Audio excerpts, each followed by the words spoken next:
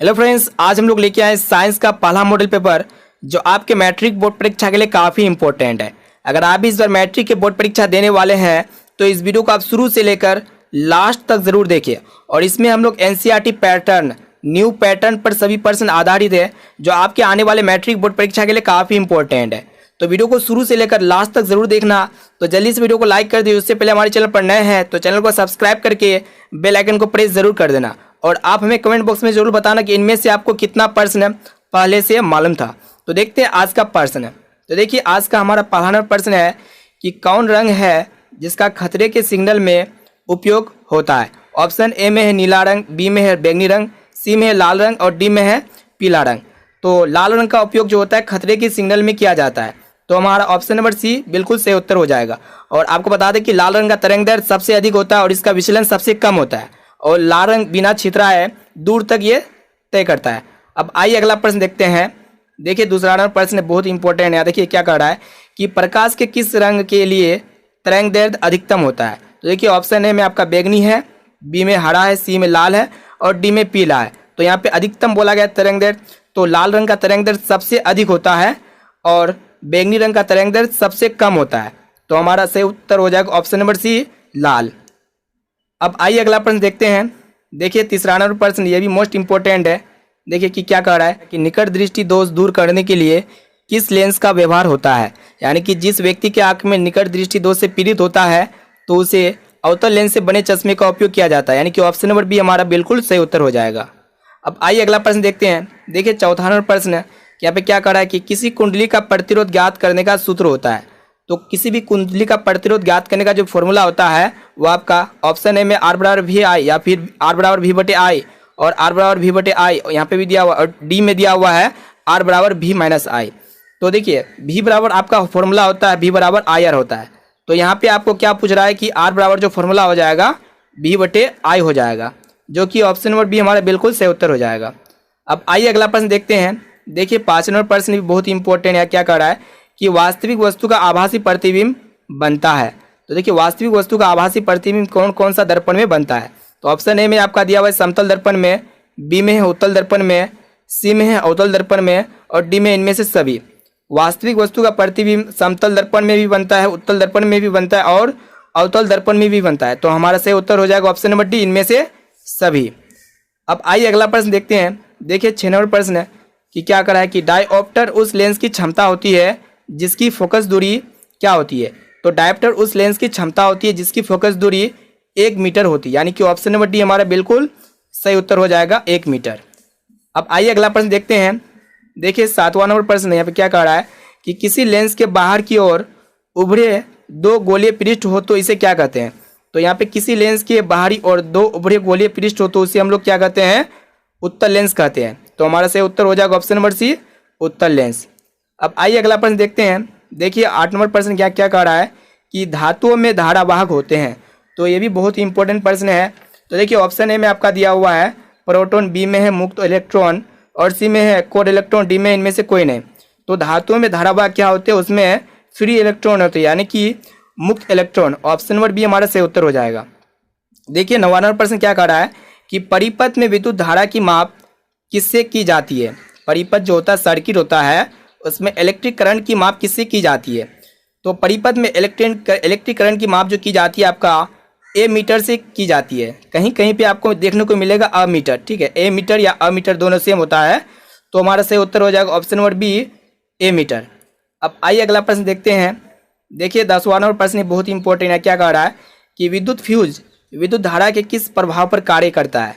देखिए, option A में आपका उसमें है, बी में है चुंबकीय, सी में रासायनिक और डी में है कोई नहीं। तो विद्युत फ्यूज विद्युत धारा के उसमें प्रभाव पर कार्य करता है। तो हमारा सही उत्तर हो जाएगा ऑप्शन नंबर ए, उसमें। देखिए, 11वां प्रश्न यहाँ पे क्या कह रहा है कि बैटरी से किस प्रकार की धारा प्राप्त होती है। तो देखिए, बैटरी से किस प्रकार की धारा प्राप्त होती है। तो दिष्ट धारा प्राप्त होती है, जिसे हम लोग कहते हैं डायरेक्ट करंट, जिसे शॉर्ट में हम लोग कहते हैं डीसी।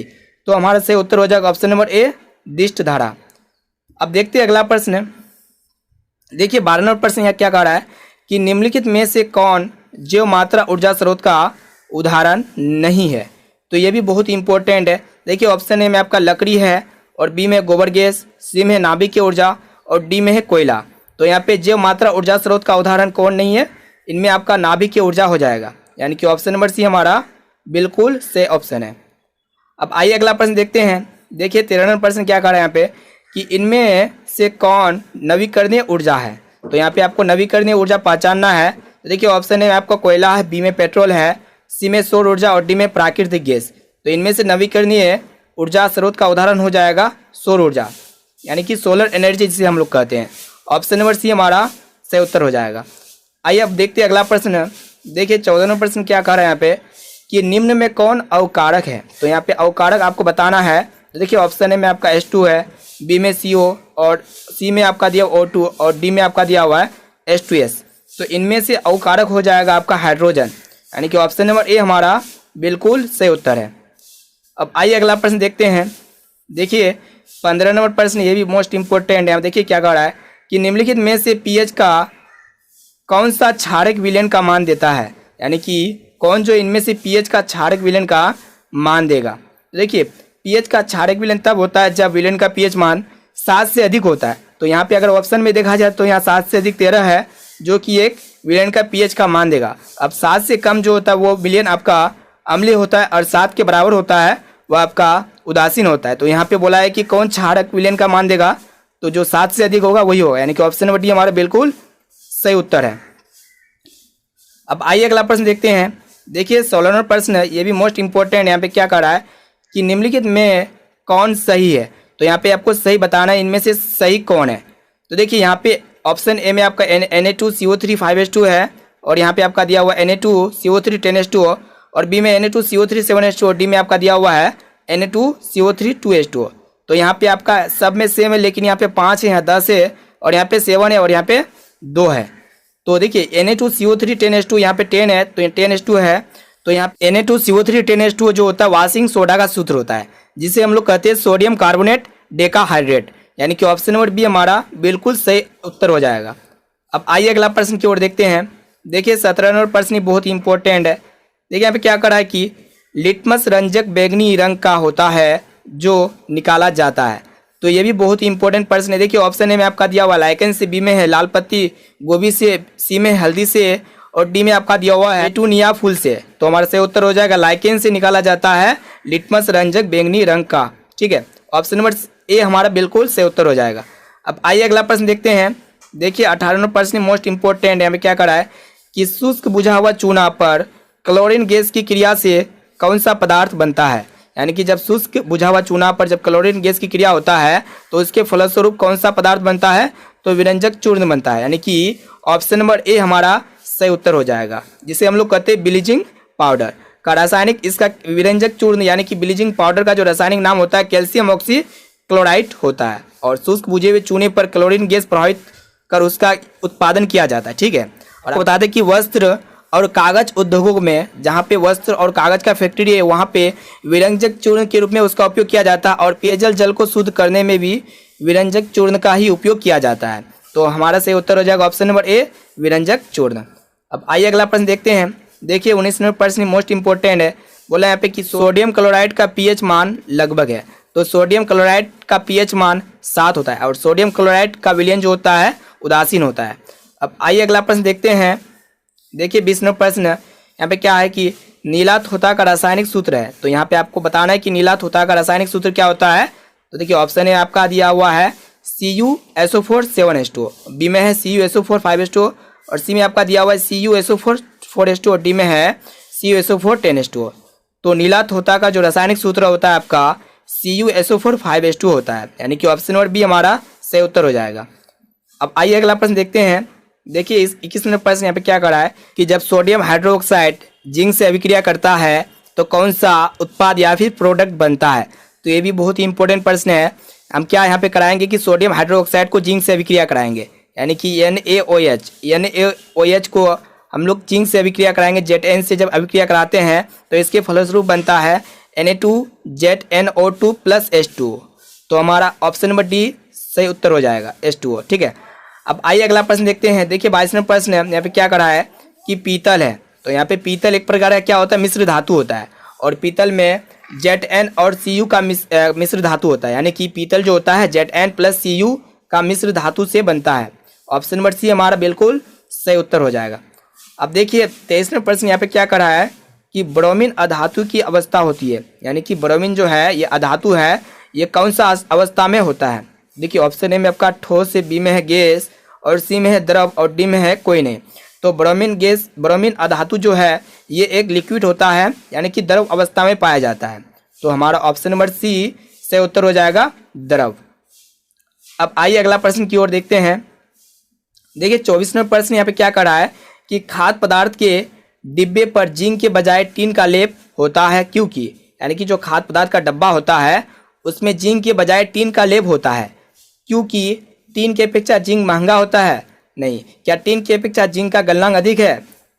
क्या यहाँ पे ऑप्शन नंबर सी दिया हुआ है, क्या टीन की अपेक्षा जिंक अधिक अभिक्रियाशील है? ऑप्शन डी में है टीन की अपेक्षा जिंक कम अभिक्रियाशील है, क्योंकि टीन की अपेक्षा जिंक अधिक अभिक्रियाशील है, यानी कि ऑप्शन नंबर सी हमारा बिल्कुल सही उत्तर हो जाएगा। अब आइए अगला प्रश्न देखते हैं। 25वां प्रश्न यहाँ पे क्या करा है कि निम्न में से कौन सा अंग संवेदीग्राही नहीं है? देखिए कान हो गया, नाक हो गया और आँख हो गया, ये अंग जो होता है संवेदीग्राही होता है। और हमारा जो दिमाग है, ब्रेन है, ये आपका संवेदीग्राही का उदाहरण नहीं है, यानी कि ऑप्शन नंबर डी हमारा सही उत्तर हो जाएगा।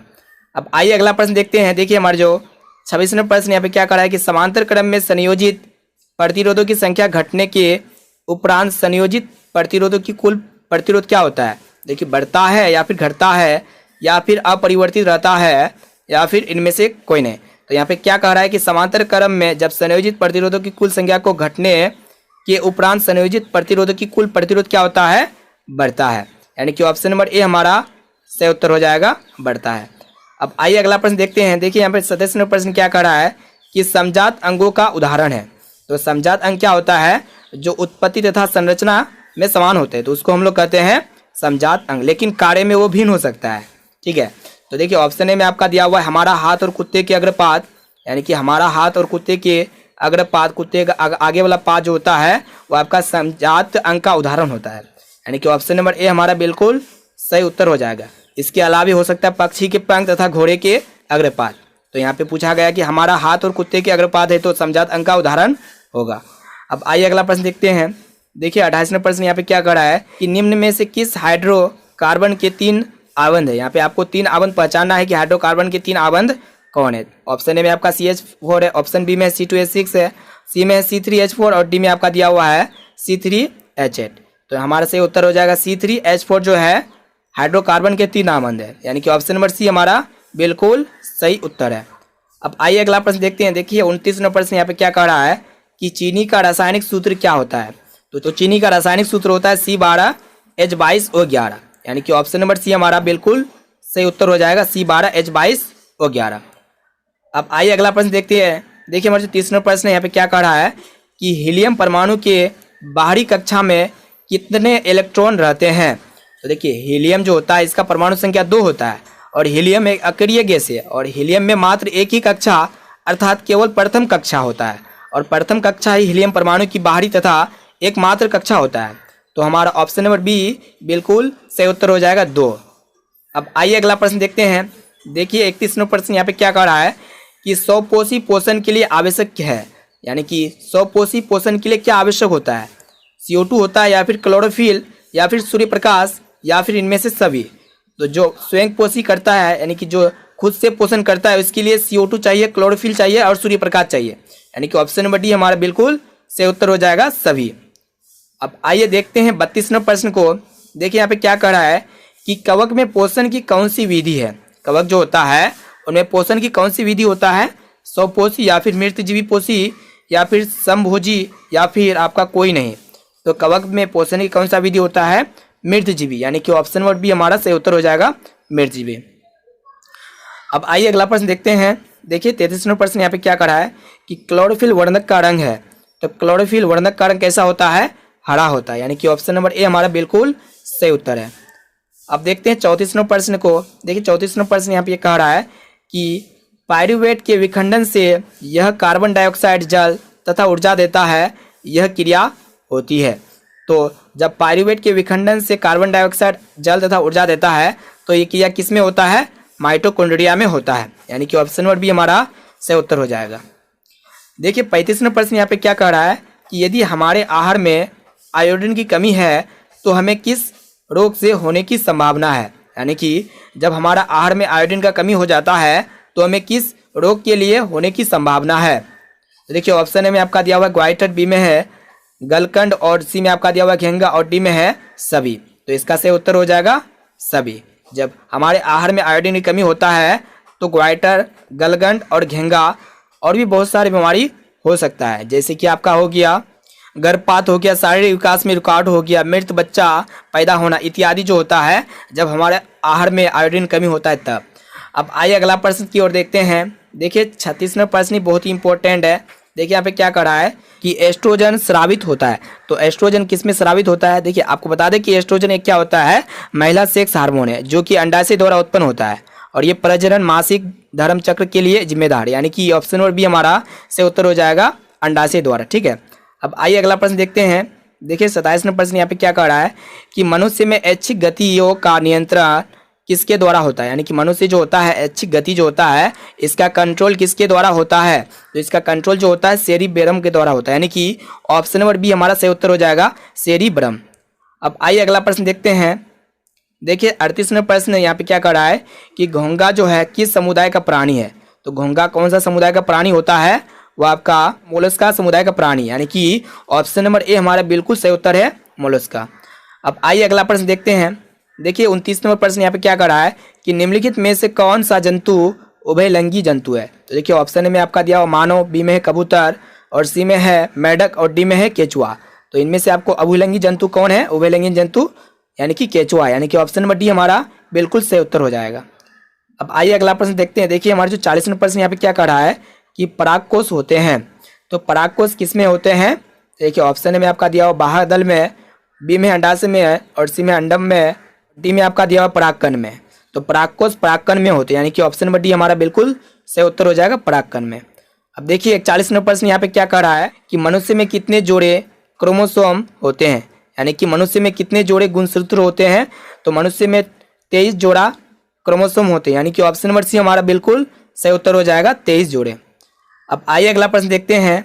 देखिए 42वां प्रश्न यहाँ पे क्या कह रहा है कि निम्नलिखित में से किसे आप उपभोक्ता की श्रेणी में रखेंगे। यहाँ पे आप जो है किसे उपभोक्ता की श्रेणी में रखेंगे, हरे पौधे या फिर नील हरित शैवाल या फिर जंगली जानवर या फिर फल और पत्ते। तो जंगली जानवर को हम लोग उपभोक्ता की श्रेणी में रखेंगे, यानी कि ऑप्शन नंबर सी हमारा बिल्कुल सही उत्तर हो जाएगा जंगली जानवर। अब आइए अगला प्रश्न देखते हैं। देखिए यहाँ पे क्या है 43वां प्रश्न कि पर्यावरण बचाने के लिए 3 प्रकार के आर का प्रयोग किया जाता है।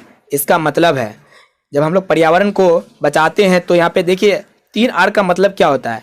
3 आर का मतलब जो होता है, आर से आपका होता है रिड्यूस, जिसे हम लोग कहते हैं कम उपयोग, ठीक है। और आपका फिर एगो आर से होता है रिसाइकिल, जिसे हम लोग कहते हैं पूर्ण चक्रण।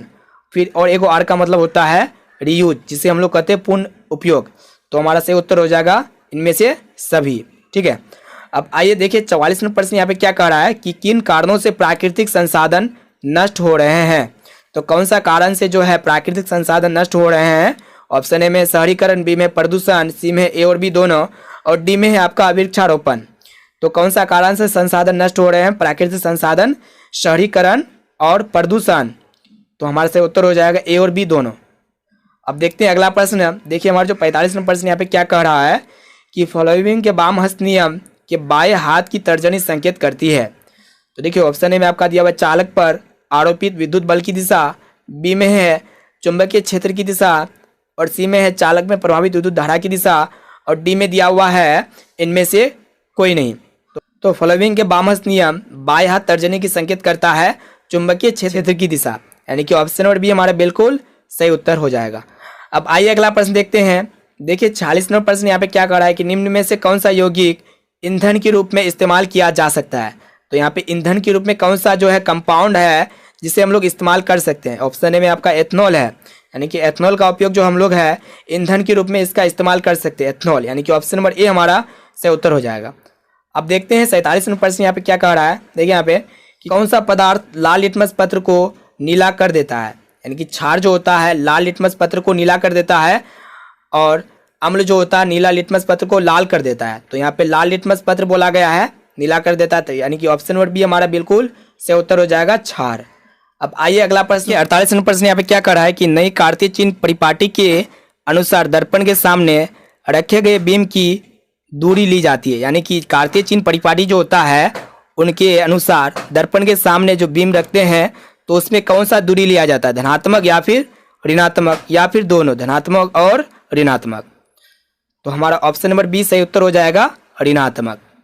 तो फ्रेंड्स, अगर आप भी साइंस के full notes NCERT solution in Hindi में डाउनलोड करना चाहते हैं तो इसी वीडियो के डिस्क्रिप्शन में आपको साइंस के फुल नोट्स एनसीईआरटी सॉल्यूशन मिल जाएंगे और आपकी इस बार मैट्रिक के बोर्ड परीक्षा में सिर्फ और सिर्फ साइंस के एनसीईआरटी प्रश्न पूछे जाएंगे। यानी कि एनसीईआरटी बुक से ही आपका प्रश्न पूछे जाएंगे। अगर इसका आपको एनसीईआरटी बुक का पूरा सॉल्यूशन हिंदी में चाहिए और पूरा डिटेल्स के साथ समझाया गया है तो आप डाउनलोड कर सकते हैं। इसी वीडियो के डिस्क्रिप्शन में आपको पीडीएफ का लिंक मिल जाएगा, वहाँ पे जाके आप पीडीएफ को डाउनलोड कर सकते हैं। फुल साइंस का कोर्स वहाँ पे बताए गए हैं। तो दोस्तों आज के लिए इतना है, फिर से मिलते हैं अगले वीडियो पे। तो वीडियो आपको कैसा लगा आप हमें कमेंट बॉक्स में जरूर बताना। अगर आप हमारे चैनल पर नए हैं तो चैनल को सब्सक्राइब करके बेल आइकन को प्रेस जरूर करना और इस वीडियो को अपने दोस्तों तक जरूर शेयर करिए जितने भी आपके फ्रेंड्स आपके एग्जाम देने वाले हैं। तो दोस्तों आज के लिए इतना है, फिर से मिलते हैं अगले वीडियो पे जल्दी।